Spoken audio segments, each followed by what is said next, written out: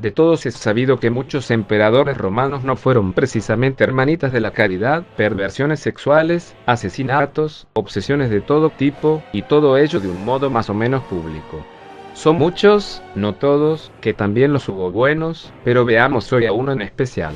Su nombre es, o era, Calígula. Su nombre real y completo era Cayo Julio César Augusto Germánico, y murió asesinado por sus propios guardias el 24 de enero del año 41, tras un breve pero sangriento y nefasto gobierno.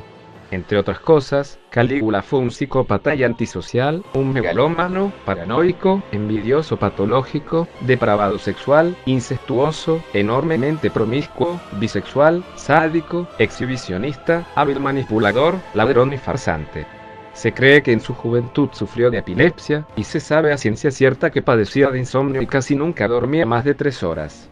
La ciencia moderna plantea que además de algunas experiencias de vida, comportamientos aprendidos y una cierta predisposición genética al mal, el alcohol de aquellos días que él bebía con una desmesura que hasta para el bebedor promedio de aquel entonces era demasiado, tenía una cantidad tal de plomo que resultaba tóxica para el cerebro humano, causando, en casos extremos como el de Calígula, un deterioro en los lóbulos frontales, volviendo así más impulsiva y violenta a la persona. Sin embargo, el plomo no explicaba todo en Calígula, ya que este conservó siempre una gran capacidad de planificación, lo cual no habría sucedido si el plomo fuese lo único detrás de su transformación en monstruo, algunos meses después de que tomara el poder. En otras palabras, Calígula había nacido con tendencias psicópatas. Pero ciertas experiencias primeramente, y más adelante el plomo, llevaron su oscuridad innata hasta esa cima de locura y maldad que lo inmortalizó como uno de los más terribles emperadores romanos. Así, al perder a su padre, Calígula empezó a proyectar gran parte de sus necesidades afectivas sobre Incitatus, un caballo al cual endiosaría al llegar a asumir el poder del Imperio Romano. Por otro lado, los análisis psicológicos, en base a las evidencias históricas, dicen que, ya que durante su niñez Calígula no tuvo una buena guía moral en su padre y casi todos los adultos lo trataban como alguien a quien tenían que servir y cuyos caprichos debían satisfacer, Calígula se volvió consentido, inmaduro, egocéntrico y narcisista. Según se sabe, Calígula mantuvo relaciones incestuosas con sus 3 hermanas, aunque su favorita, y de la cual realmente se enamoró, fue Drusila, a la cual tomó cuando ésta todavía era virgen. Allí, en la isla de Capri, por 6 años Calígula tuvo que esconder el resentimiento que tenía hacia Tiberio, su maestro, a fin de sobrevivir. Calígula presenció todas las crueldades y depravaciones que Tiberio cometía. Ese viejo granuja hizo cosas como empujar cotidianamente a personas del acantilado, principalmente criminales, pero a veces también mujeres y niños inocentes. Realizar orgías con niños, niñas, mujeres, hombres y adolescentes. Ordenar y presenciar torturas. Cometer violaciones o nadar desnudo en una piscina junto a niños vestidos de peces que le hacían felaciones bajo el agua. Según el análisis de los expertos, Calígula, siendo una versión temprana del síndrome de Estocolmo, terminó queriendo ser como Tiberio. Aprendió de él una filosofía hedonista y amoral en que la finalidad de la existencia era el placer. En que la vida de los demás no valía nada, y en que la violencia y el placer podían combinarse perfectamente bajo el más cruel y depravado sadismo. En el año 33, Tiberio le concedió a Calígula el cargo de cuestor y luego se convirtió en emperador una vez Tiberio fue asesinado. Calígula entró en Roma, vestido de luto, con un aspecto que transmitía fragilidad, bondad y falso pesar por la muerte del malvado Tiberio. Cientos de teas brillaban, hombres, mujeres, ancianos y niños estaban en las calles para recibir con entusiasmo al hijo del insigne germánico. Las distinciones de clase se desdibujaban ante el entusiasmo del pueblo, que unido en una sola masa le daba la bienvenida al nuevo emperador, llamándole astro, cachorro y retoño. Sí, veían en él una esperanza renovada, un potencial salvador que enterraría los días de sangre, miseria y terror que caracterizaron al degenerado Tiberio en su última etapa. Durante los primeros 7 meses del reinado de Calígula, hubo una felicidad general que no se había experimentado durante mucho tiempo en el Imperio Romano. Se mostró inicialmente como un ser piadoso, generoso y bien intencionado. Calígula había hecho todas las bondades antes descritas porque era inteligente y estaba consciente de que no podía sentarse a gobernar a lo Tiberio sin antes tener afianzadas ciertas cosas. No obstante, es casi seguro que Calígula no tenía en mente convertirse en el monstruo que fue de la noche a la mañana, y que por ende, en el oscuro giro copernicano de su conducta que aconteció después de su enfermedad en octubre del año 37. Debió haber algo que escapó de sus planes, algo que realmente lo trastornó y lo hizo actuar de una manera que, aún en su maldad, casi seguramente no habría mostrado, obedeciendo a una racional prudencia, en caso de no enfermar. Sobre la naturaleza de esa enfermedad se han esbozado algunas teorías, pero los planteamientos más confiables indican que sintomáticamente presentó epilepsia, y que a nivel de causas el plomo pudo haber desatado la crisis, ya que Calígula empezó a beber demasiado cuando ascendió al poder. Pero, si el plomo estuvo en el origen de su locura, parecería claro que dicho metal se fue acumulando en su cerebro, hasta que cierto día, abruptamente, se desató una crisis epiléptica, que conllevó daños cerebrales irreparables que posteriormente se manifestaron como profundos trastornos conductuales. A partir de esa etapa, había finalizado su vida como príncipe y había comenzado su nueva vida como un monstruo.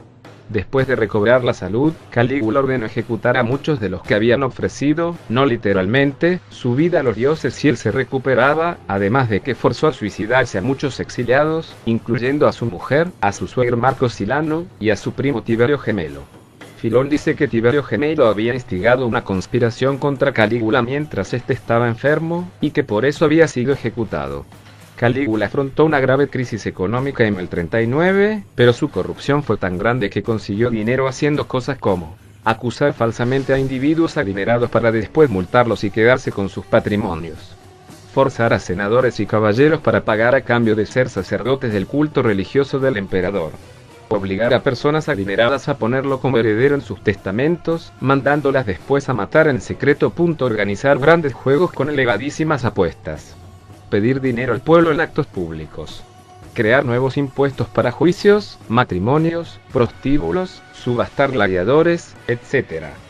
También en el año 39 se dio un grave deterioro de las relaciones entre Calígula y el Senado, pues este último se había acostumbrado a una relativa autonomía, hasta que llegó Calígula y todo cambió. Los senadores se constituyeron así en una resistencia política para el emperador. Tenía que liquidarlos, y halló cómo hacerlo en el punto de decadencia moral que Calígula había alcanzado. El emperador revisó los casos de traición acontecidos durante el gobierno de Tiberio, y en base a esos documentos hizo interpretaciones exageradas y arbitrarias para decir que muchos senadores no eran confiables, mandándolos a ejecutar. Cualquier cosa bastaba para ser acusado por delitos de lesa majestad, y así muchos senadores fueron marcados con fuego, enviados a trabajar a minas o a reparar carreteras, encerrados en jaulas, lanzados a los feroces leones, abiertos en canal con sierras o, si tenían suerte, simplemente enviados a correr detrás de su carroza, o obligados a permanecer de pie mientras él comía deliciosos manjares y se reía viéndolos sufrir de hambre y sed. Otra humillación fue padecer de la humillación sexual a las que Calígula los impuso para conseguir dinero. De ese modo, muchas habitaciones del palacio fueron convertidas en secciones de un gigantesco aparato estatal de prostitución de lujo, donde las esposas, las hermanas, y las hijas de los senadores y de otros infortunados, ofrecían sus bellos cuerpos a elevadísimos precios. Se cuenta que antes de que muriese, Calígula recibió algunas señales de que su final estaba por venir. Cuando iban a trasladar la estatua de Júpiter que estaba en Olimpia, dio tales carcajadas al ver que la tocaban, que los obreros salieron corriendo y algunas máquinas se cayeron. Sobre su muerte, esta fue un asesinato planeado por 3 hombres, liderado por Casio Querea y ejecutado por él y otros pretorianos. Aunque se sabe que muchos senadores, militares y otras personas sabían, pero existía una actitud de complot y nadie habló porque todos querían ver muerto al tirano sádico y demente. Así, se quedó en tenderle una emboscada cuando saliese de los Juegos Palatinos a través de una galería subterránea.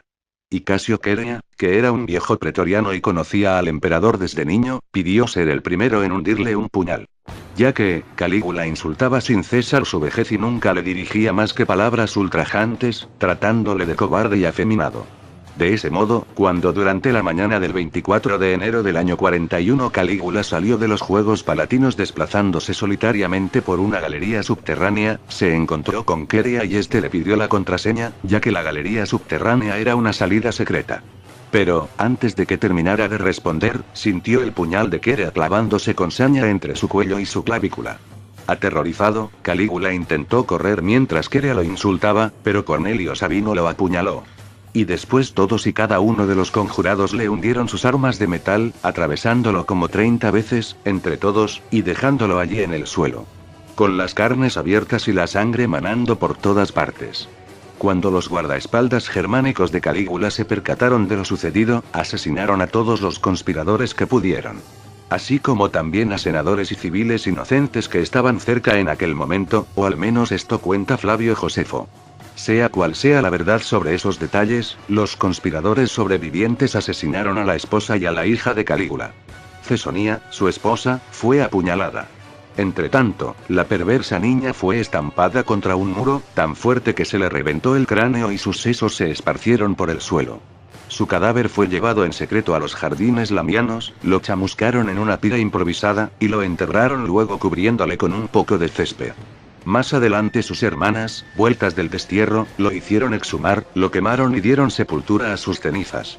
Se asegura que hasta esta época aparecieron fantasmas a los guardias de aquellos jardines, y por la noche, en la casa donde le asesinaron resonaban espantosos ruidos. Para finalizar, además de todo lo contado, existen algunas atrocidades cometidas por Calígula que vale la pena mencionar. Ejemplos son las siguientes. Comía o fornicaba mientras se realizaban ejecuciones o torturas. Bebía perlas disueltas en vinagre y ofrecía, en los banquetes, comida mezclada con oro.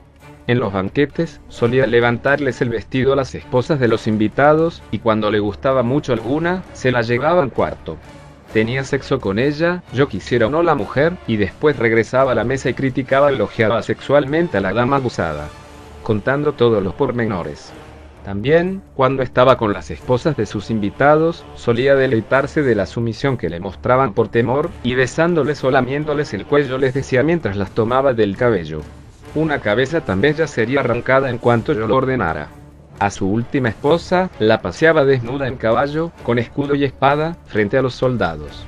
Algunas veces, tomó a las esposas de distinguidos miembros de la alta sociedad, gozándolas antes de que el marido lo hiciera. Abusó de hombres además de mujeres. Por ejemplo, a Valerio Catulo le lastimó las costillas en una salvaje violación. Cuando inauguró el puente de Púcholes, invitó a los que estaban en la orilla a reunirse con él, y después mandó a tirarlos al agua, haciéndoles dar golpes de remo a los que sobrevivían. Hizo castrar al gladiador Longino como castigo por tener un pene más grande que el suyo. A veces, en vez de gladiadores, elegía padres de familia viejos o con deformidades, y los mandaba a combatir contra las fieras. Hizo cerrar graneros públicos para que el pueblo tenga hambre. Hacía quitar los toldos del anfiteatro de Tauro para que a los espectadores les diera insolación. Alimentó a las fieras con criminales vivos para ahorrar dinero y divertirse. Por varios días, hizo azotar con cadenas a un encargado de los juegos y cacerías del circo, hasta que lo hizo ejecutar porque no soportaba el hedor de su cerebro podrido, puesto que el pobre hombre seguía vivo con el cerebro expuesto y parcialmente descompuesto. Cuando mandaba ejecutar, pedía al verdugo que hiciese sentir la muerte al ejecutado. Hiérelo de tal modo que él sienta morir, dijo en cierta ocasión a un verdugo. No cabe duda de que todo exceso es malo, y Calígula no pudo ser un mejor ejemplo. Orgías, ejecuciones, zoofilia, deidificación, embustes, etc. Y tal parece que muchos gobernantes quieren seguir este mal ejemplo, y con ello, traer dolor y sufrimiento a las personas. Así, deben de acabar los tiranos, para el bien de todos.